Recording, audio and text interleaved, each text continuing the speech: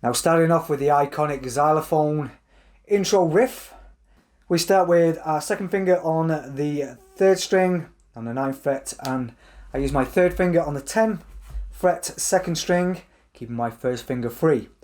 Then moving on the 2nd string from the 10th fret to the 8th fret, keeping your 2nd finger where it is on the 3rd string.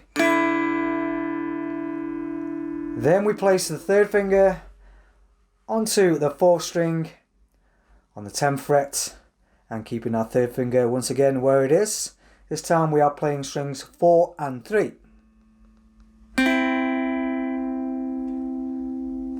Moving down to fret the 7th fret, 2 middle strings 4 and 3. 3rd finger then moves to fret 10 on strings 5 and 4 as a mini bar.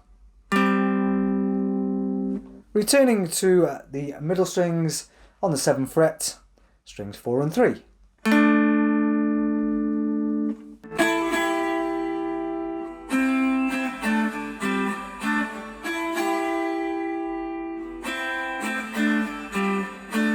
Moving on to the bar chords for the verse and also the chorus. Fairly straightforward, 2 chords in total, and these are played at the timing of number 2 and number 4 in any given bar.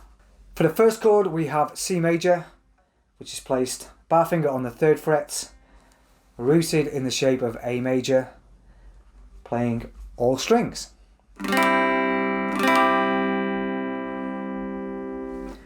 And as mentioned, it's played on numbers 2 and 4 within any given bar.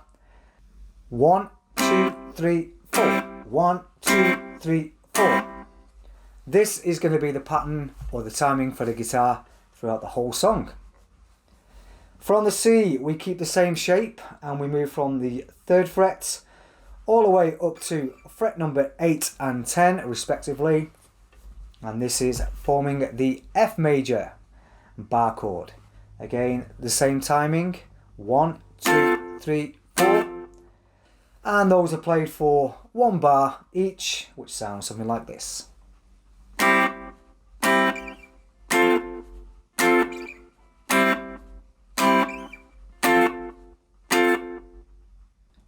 All we need to do now is sandwich the pre-chorus chord progression in between. This is a total of 5 chords. We've already done 2, so 3 remain. The first chord being C major on the 3rd fret. The second chord, stay on the 3rd fret, changing fingers 2, 3 and 4 into the shape of E major. This is now forming the G major chord. We then move to the 7th fret and go back to our A major shape. This is the E major chord. We then have 2 chords which are half bar timing. This completes our 4th and final bar. The first being A minor, go back to the 5th fret and use the E minor shape to form an A minor chord. Then we move to the 8th fret and the 10th to form once again our F major chord.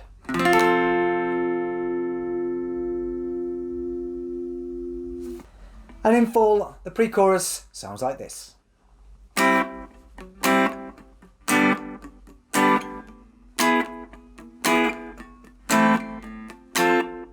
For the bar chords, I'm going to play the verse, the pre-chorus and the chorus in full.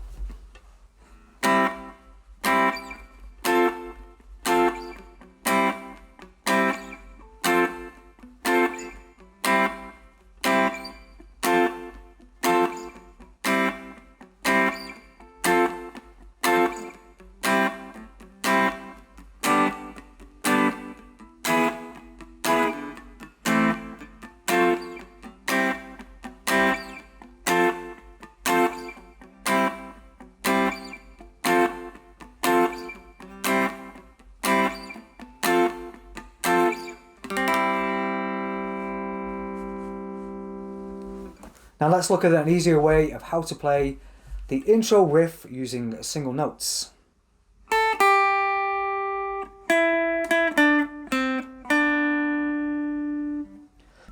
Starting with my third finger on the second string, fret number 10. Using my first finger, going down to fret number 8. Changing strings, using the second finger, fret number 9 on the third string.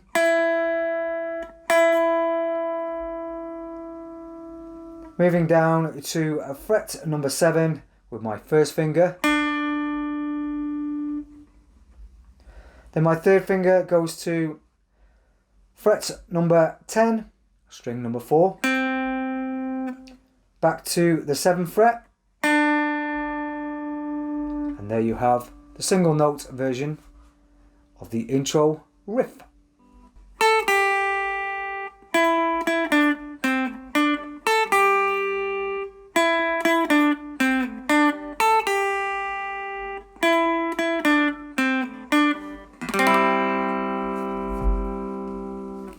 And for those of you who are fairly new to guitar or are not quite used to bar chords, I will now give you an open chord version of the full song. With the verse and the chorus, we start with the C chord, moving to F, 4 down strums each bar.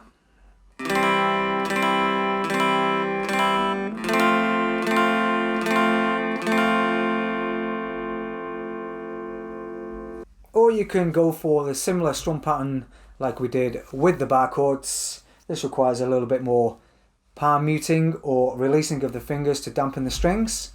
And again, this is played on 2 and 4.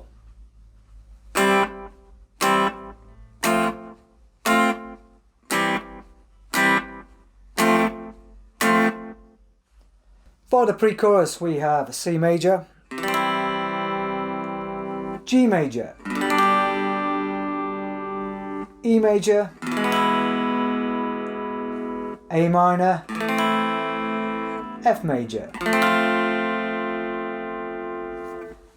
Again, remember to play the last 2 chords as half bar progressions. So the pre-chorus goes like this.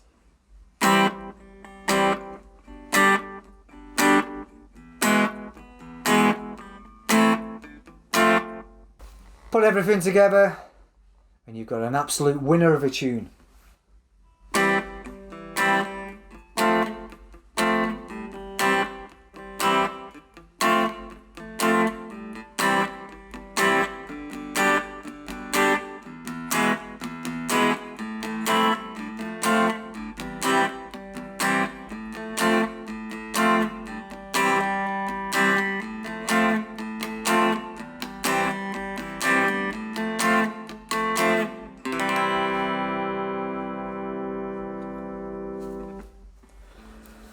Now, if you're a huge fan of Northern Soul, Rhythm and Blues, Funk, Motown, all that kind of juicy goodness, give that subscribe button a little tickle and you can stay tuned for plenty of future tutorials along the way.